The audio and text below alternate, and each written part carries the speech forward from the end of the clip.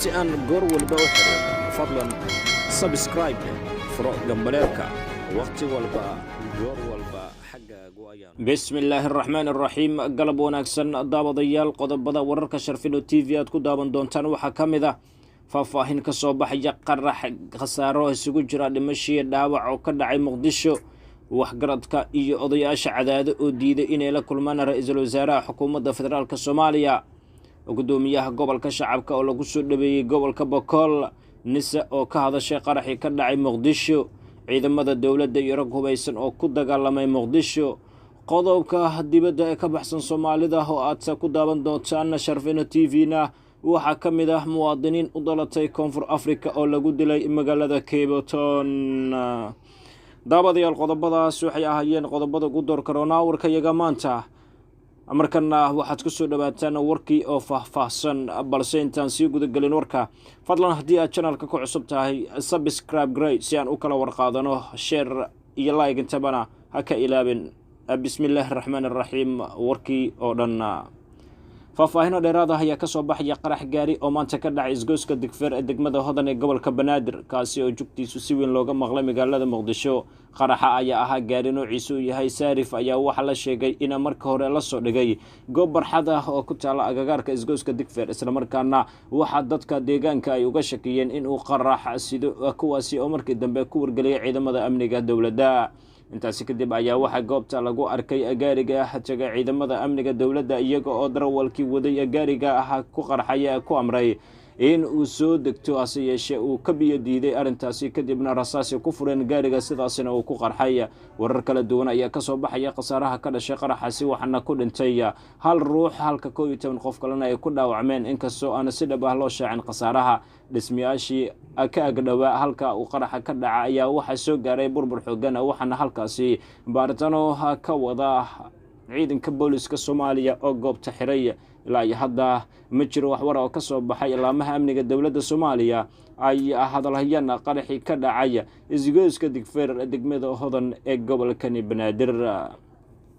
waxgaradka iyo odayaasha cadaado ayaa diiday inay la kulmaan ama ay kulan la yeeshaan ra'iisul wasaaraha xukuumadda federaalka Soomaaliya wararka laga helayo magaalada cadaado waxa ay sheegeen in ra'iisul wasaaraha xukuumadda federaalka Soomaaliya Xasan Cali Khayre iyo wafdigiisu uu hogaaminayay halkaasi gaaray ay isaga amba bixin magaalada waxgaradka odayaasha cadaado oo diiday in ay kulan la yeeshaan ra'iisul wasaaraha Khayre ayaa maanta halkaasi gaaray iyadoo ay ku soo dhaweeyeen xildhibaano ka tirsan maamulka Galmudug iyo kuwa dawladda federaalka oo isugu jira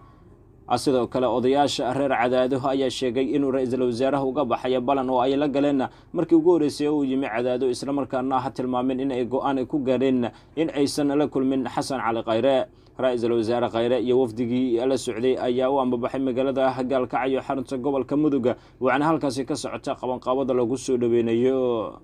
gudoomiyaha golaha shacabka ayaa lagu soo dhaweeyay gobolka Boqol wafdi hogaaminayo gudoomiyaha golaha shacabka baarlamaanka federaalka Soomaaliya ayaa maanta gaaray gobolka Boqol halkaasi uu kulamo la yeelan doono mas'uuliyiin iyo bulshada deegaanka wafdi hogaaminayo gudoomiyaha golaha shacabka ayaa garoonka waxa ku soo dhaweeyay mas'uuliyiinta maamulka Koonfur Galbeed oo ugu horeeyo madaxweynaha dawlad goboleedka Koonfur Galbeed Cabdulcasiis Xasan Laftagareen iyo mas'uuliyiin kale magaalada Xudur ee xarunta gobolka Boqol waxa ku sugan wafdi hogaaminayo madaxweynaha Koonfur Galbeed waxana la filayaa in halkaasi ka dhaco kulan looga hadlayo iyo arrimaha ay ka mid yihiin sidii loo furi lahaa wadooyinka ay go'doomiyeen al-shabaab iyo qorshayaal ku aadan dib u dejin loo sameeyo dadka deegaanadoodu ay ka soo barakaceen al-shabaab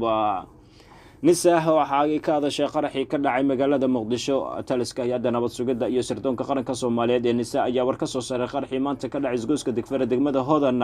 ee gobolka Banaadir waxaana nisa ay sheegteen ciidanka amniga dawladda ay ka hortageen qaraxaasi markaana ciidamadu ay fashiliyeen degmada Hodan qaraxii ka dhacay lahaa oo dad badan ay dhaawacyo khasaaro dhimasho intaba u geysan lahaa ciidanka amniga ayaa fashiliyay gaar walxa qarxa laga soo buuxiyay ciidankana waxba kuma noqon ayaa lagu jiray war ka soo baxay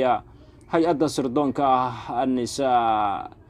ciidamada dawladda iyo rag hubeysan ayaa ku dagaalamay Muqdisho dagaalka waxa uu ka dhacay isgoyska Saybiyaano ee degmada Hodan gobolka Banaadir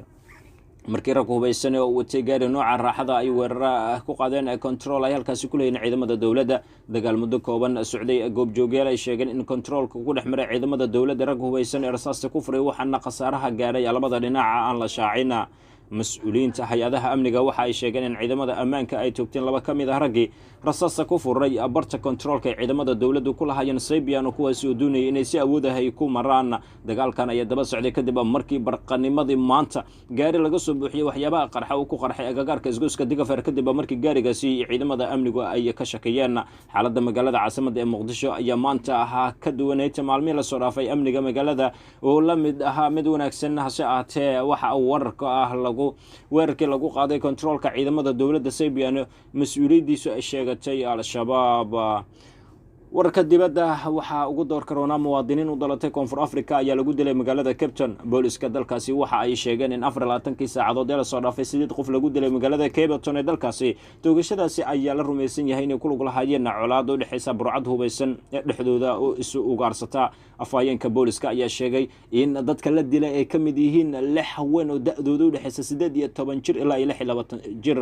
toogashada waxaa kaloo lagu dilay 23 jir iyo haweeney ay 18 jir ah ma jirto cid loo xiray dalkaasi. toogashadaasi ayaa timiye waxyar kadib